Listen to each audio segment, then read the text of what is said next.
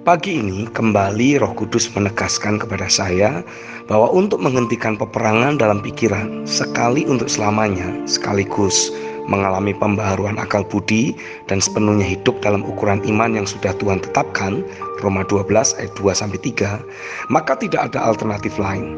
Kita harus berfokus untuk mengkondisikan diri kita agar terbangun pikiran Kristus, logika ilahi.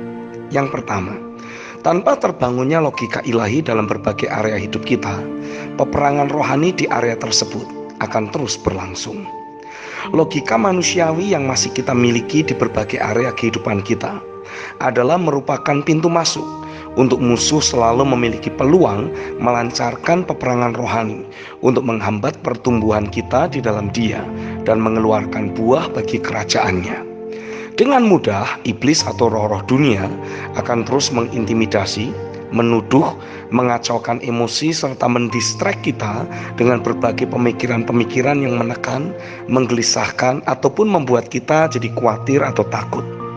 Kita masih hidup di dunia lahiriah ini, dan tentu saja fakta lahiriah akan terasa berbicara lebih keras dari apapun juga.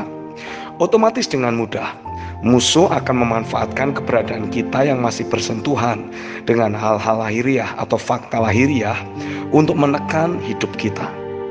Logika lahiriah ditambah fakta lahiriah adalah merupakan senjata-senjata musuh yang paling efektif menjatuhkan orang-orang percaya yang masih hidup tanpa memiliki pikiran Kristus atau logika ilahi.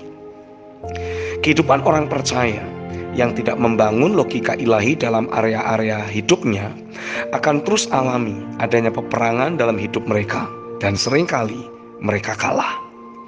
Yang kedua, tanpa terbangunnya logika ilahi di area-area kehidupan kita, musuh akan terus menggunakan berbagai fakta lahiriah dan logika manusiawi yang masih kita miliki untuk menghancurkan kehidupan iman dalam hidup kita. Sekarang saya betul-betul menyadari alasan mengapa ada banyak orang percaya terus menjalani kehidupan sehari-hari yang manusiawi atau duniawi dan kedagingan. Tidak lain adalah karena masih belum terbangunnya logika ilahi. Kehidupan sehari-hari kita, termasuk kehidupan iman, dibangun di atas dasar berbagai keputusan yang kita buat melalui berbagai pertimbangan dan pemikiran yang sudah kita lakukan. Masalah penyebab mengapa sebagai orang percaya kita masih terus mengambil keputusan yang tidak akurat, yang tidak selaras dengan firman dan keberadaannya, adalah karena area pemikiran dan pertimbangan atau logika yang kita miliki masih sangat manusiawi. Misalnya, mengapa dengan mudah orang percaya jadi termakan oleh berbagai berita tentang bencana alam dan menjadi khawatir atau takut? Karena mereka masih hidup dari logika manusiawinya. Mari kita coba membangun logika ilahi dari firman berikut. Mazmur pasal 91 ayat 7-11 mencatat, walau 1.000 orang rebah di sisimu dan 10.000 di sebelah kananmu, tetapi itu tidak akan menimpamu. Engkau hanya menontonnya dengan matamu sendiri dan melihat pembalasan terhadap orang-orang fasik. Sebab Tuhan ialah tempat perlindunganmu, yang maha tinggi telah kau buat tempat perteduhanmu. Malapetaka tidak akan menimpa kamu, dan tulah tidak akan mendekat kepada kemahmu. Sebab malaikat-malaikatnya akan diperintahkannya kepadamu untuk menjaga engkau di segala jalanmu. Artinya, yang pertama, walau ada terjadi berbagai kegoncangan, tapi semua itu tidak akan menjatuhkanmu.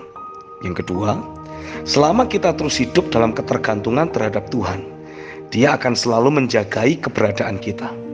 Bahkan Dia sudah memerintahkan para malaikatnya untuk berkemah di sekeliling hidup kita. Jadi, untuk apa kita terus merasa khawatir?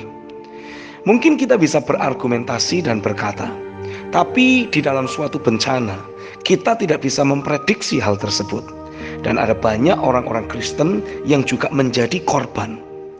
Betul sekali, tapi itulah fakta lahiriah dan logika manusiawi yang sedang mencoba menentang diri kita untuk mulai menerima pikiran Kristus atau logika ilahi. 2 Korintus 10 ayat 4-5. Ingatlah selalu, Tuhan menghendaki untuk kita hidup dari takaran iman yang Dia berikan kepada kita. Roma 12 ayat yang ketiga. Orang benar akan hidup oleh imannya. Roma 1 ayat yang ke-17. Jadi tidak peduli apapun yang menjadi fakta lahiriah dan logika manusiawi yang ada, kita harus mulai keluar dari perahu logika atau fakta yang ada dan mulai berjalan di atas air, melangkah dalam iman dari logika ilahi yang Tuhan bangun dalam hidup kita. Matius 14 ayat 25 sampai 29. Saya percaya inilah saatnya untuk Tuhan mulai memunculkan orang-orang benar yang hidup oleh iman, hidup dari logika ilahi atau pikiran Kristus yang Dia nyatakan, dan meruntuhkan berbagai logika manusiawi yang selama ini menahan mereka untuk memasuki dunianya Tuhan. Welcome to my world, says the Lord.